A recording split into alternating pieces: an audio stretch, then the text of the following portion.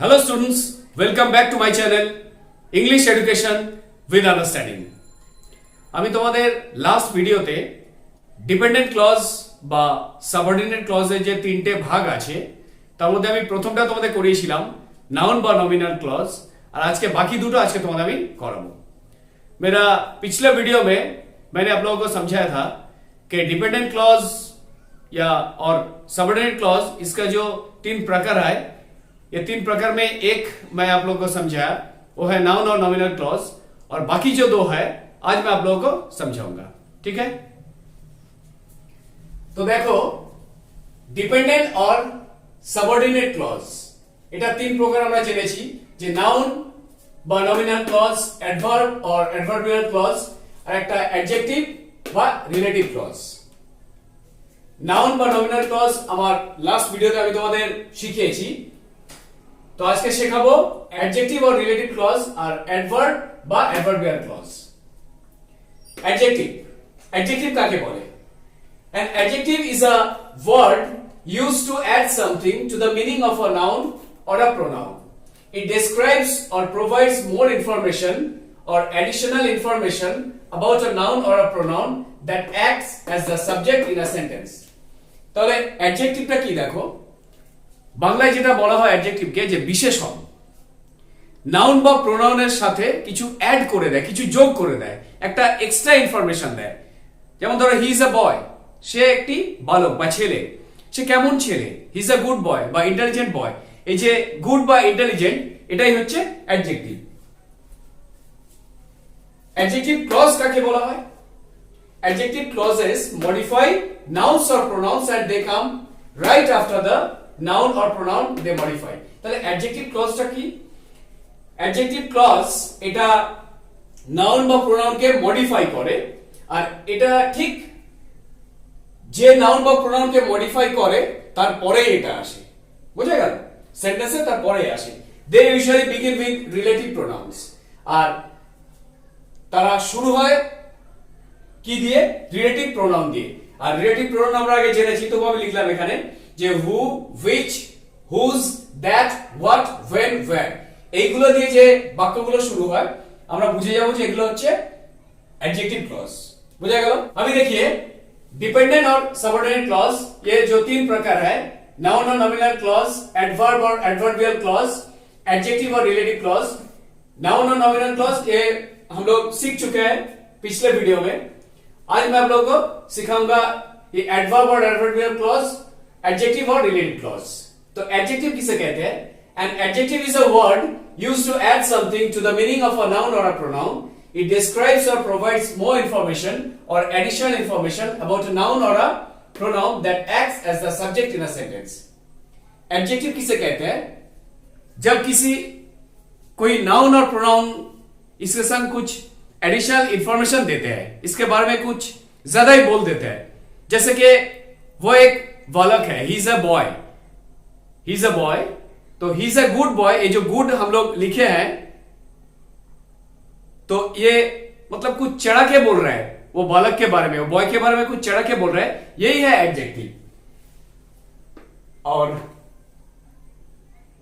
It describes or provides more information or additional information about a noun or a pronoun that acts as the subject in a sentence. मतलब वाक्य में जो noun और pronoun ये जो subject का काम करता है, इसके बारे में जो बोलता है, मतलब कुछ एक्स्ट्रा बोलते हैं, यही है एडजेक्टिव। एडजेक्टिव क्लॉज क्या है? एडजेक्टिव क्लॉजेस मॉडिफाई नाउन्स और pronouns and they come right after the noun और प्रोनाउन दे मॉडिफाई।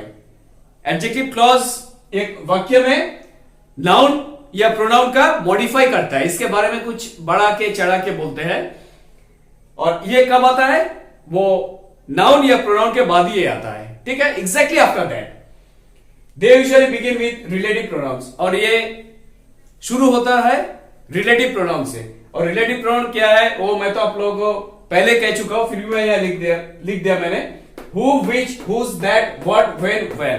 ये वर्ड देके जो वाक्य शुरू होता है, इससे हम लोग को पता चलता है कि ये है adjective clause.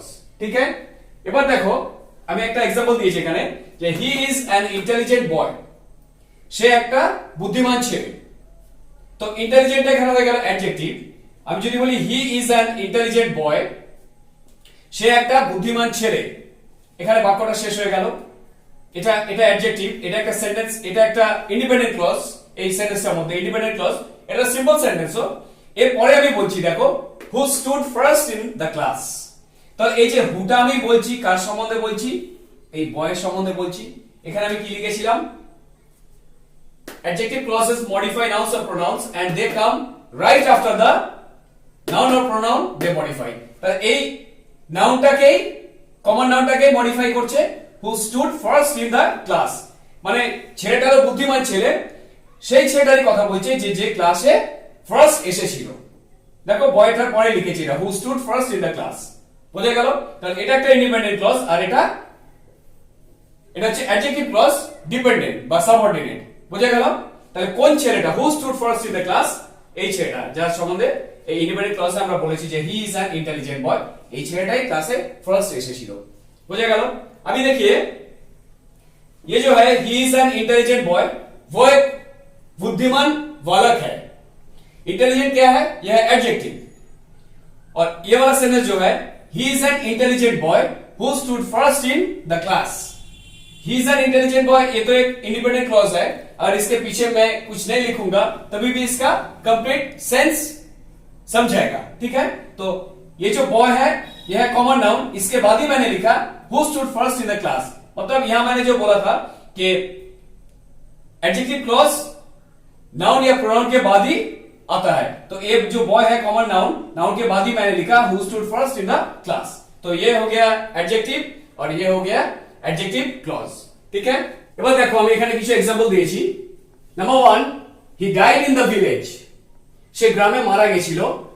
where he was born, তাহলে এখানে কার সম্বন্ধে বলা হয়েছে দেখো, ভিলেজের সম্বন্ধে। সে গ্রামে মারা গেছিল, এটা একটা ইন্ডিপেন্ডেন্ট ক্লজ।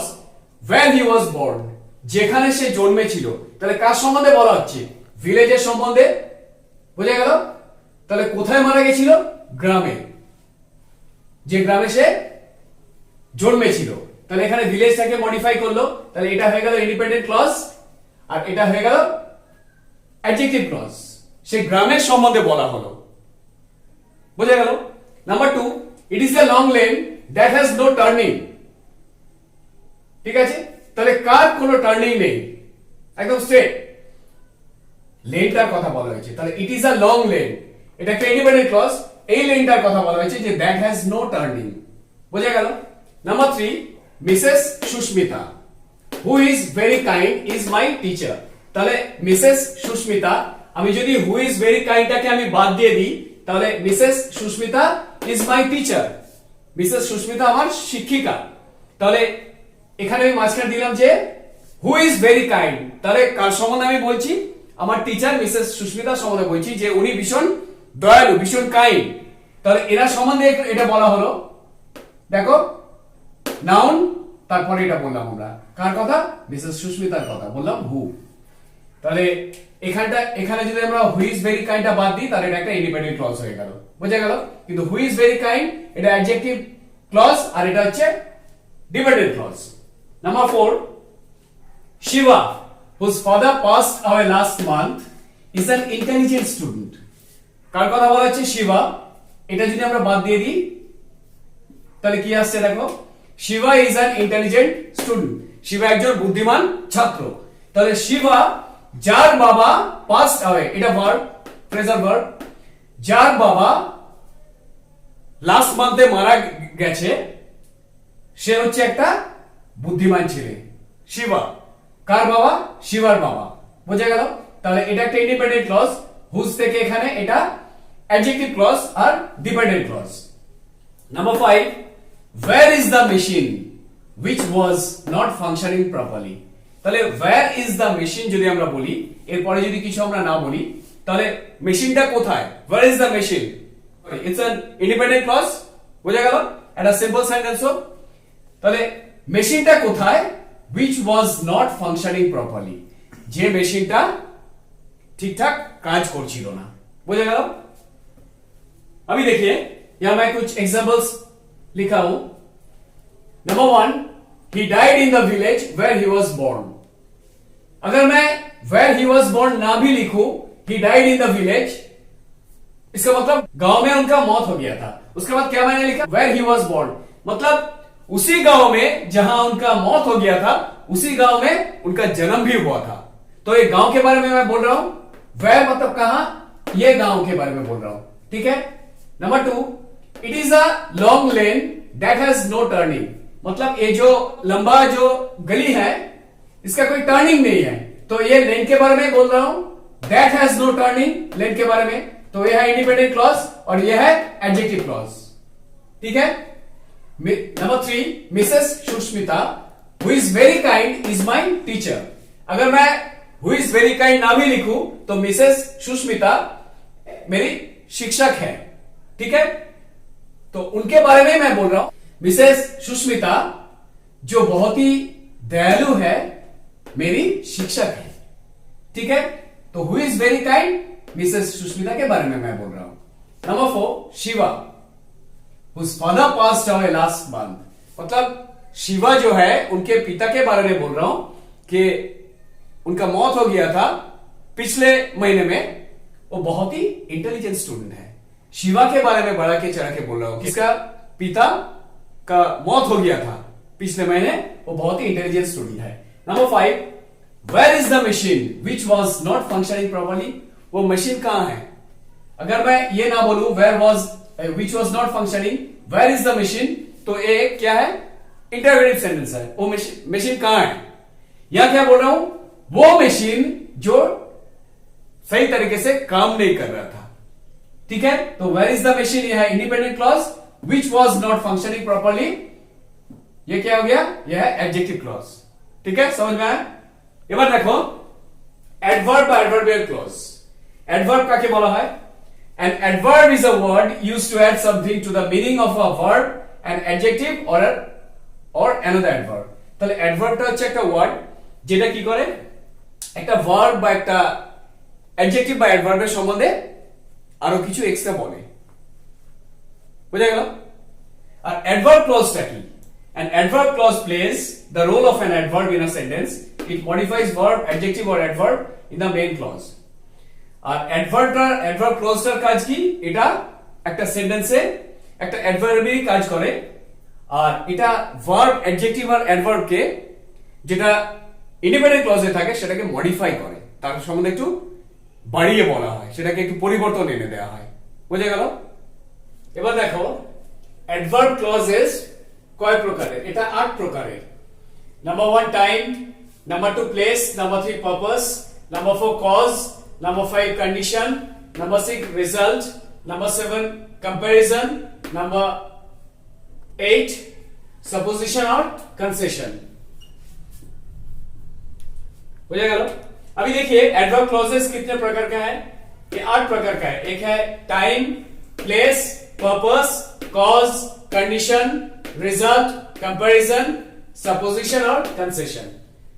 टाइमটা দেখো সময় যখন বোঝায় অ্যাডভার্ব ক্লজে, তাহলে সেন্টেন্সটা কি দিয়ে শুরু হয়, whenever, while, after, before, since, etc। বুঝা গেল। Number 1, don't talk while she is singing, কথা বলো না ও যখন গান করছে। তাহলে এটা কোন সময় কথা বলতে বারণ করছে, ও গান করছে যখন, বুঝা গেল। while দিয়ে, while আছে এখানে, বুঝা গেল। নাম্বার 2, তাহলে এখানে ডোন্ট টক এটা হয়ে গেল ইন্ডিপেন্ডেন্ট ক্লজ, আর এটা হয়ে গেল অ্যাডভার্ব ক্লজ বা dependent clause. Number 2, before you go bring me some water, তাহলে ব্রিং মি সাম ওয়াটার হয়ে গেল ইন্ডিপেন্ডেন্ট ক্লজ, কিন্তু বিফোর ইউ গো তুমি যাওয়ার আগে, মানে সময়ের কথা বলছে, টাইম বিফোর, তুমি যাওয়ার আগে আমাকে একটু জল এনে দাও, বুঝা গেল। अभी देखिए ये समय का जब अर्थ होगा तो ये वाक्य में किस वर्ड से शुरू होगा, whenever, while, after, before, since, etc। Number 1, don't talk while she is singing, मतलब बात मत कीजिए जब वो गाना गा रही है। तो ये समय का बात बोल रहा है, कब बात मत कीजिए, जब वो गाना गा रही है। Number 2, before you go bring me some water, जाने से पहले तुम मेरे को थोड़ा पानी देके जाओ। ये भी टाइम का ही बात कर रहा है, टाइम बिफोर, बिफोर जाने से पहले थोड़ा पानी देके जाओ। এবার দেখো জায়গার কথা বলছে, প্লেস, ওয়্যার বা ওয়্যারএভার, কোথায়, সেই জায়গার কথা বলছে। সেন্টেন্সটা শুরু হবে ওয়্যার বা wherever. Number 1, you can put it wherever you like, তুমি এটা রাখতে পারো যেখানে তুমি চাও বা পছন্দ করো, সেখানে তুমি ওটা রেখে দাও। Number 2, they can stay where they are, তারা যেখানে আছে সেখানে তারা থাকতে পারে। সেটা प्लेस जगह কথা বলছে। अभी देखिए प्लेस जगह का जब बात करेंगे तो where या wherever से शुरू होगा। You can put it wherever you like, तुम ये रख सकते हो, तुम ये रख सकते हो जहां तुम चाहते हो या पसंद करते हो। They can stay where they are, वो लोग रह सकते हैं जहां वो लोग है। सपोजिशन और कंसेशन, এটা হচ্ছে উল্টোটা বোঝায়, একটু বুঝে গেল, একটু উল্টোটা বোঝাচ্ছে, যেটা শুরু হবে দো, অলদো, ইভেন ইফ। সেন্টেন্সটা দেখো, দো আই এম পুয়ার, যদিও বা আমি গরিব, আই এম অনেস্ট, মানে আমি গরিব হতে পারি, বুঝে গেল, আমি গরিব হতে পারি কিন্তু আমি তাও সৎ।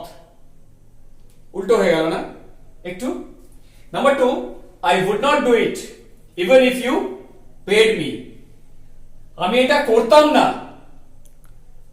যদিও বা তুমি আমাকে তার জন্য পয়সা দিতে, মানে তুমি আমাকে পয়সা দিলেও আমি এই কাজটা করতাম না, বুঝে গেল। अभी देखिए सपोजिशन और कंसेशन, ये शुरू होगा दो, ऑल्दो, इवन इफ, मतलब यहां ये थोड़ा मतलब उल्टा हो जा रहा है।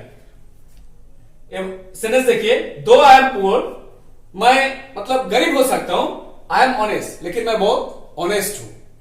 गरीब हो सकता हूं लेकिन ऑनेस्ट हूं। Number 2, I would not do it even if you paid me, मैं काम नहीं करता अगर तुम मेरे को पैसा भी देते, तभी भी मैं नहीं करता हूं। पैसा देने से तो कम करता है, ये उल्टा हो गया, मैं नहीं करता अगर आप पैसा भी देते, ठीक है। এবার দেখো পারপাস বোঝাচ্ছে, so that, in order that, etcetera, মানে উদ্দেশ্যটা কি বোঝাচ্ছে দেখো।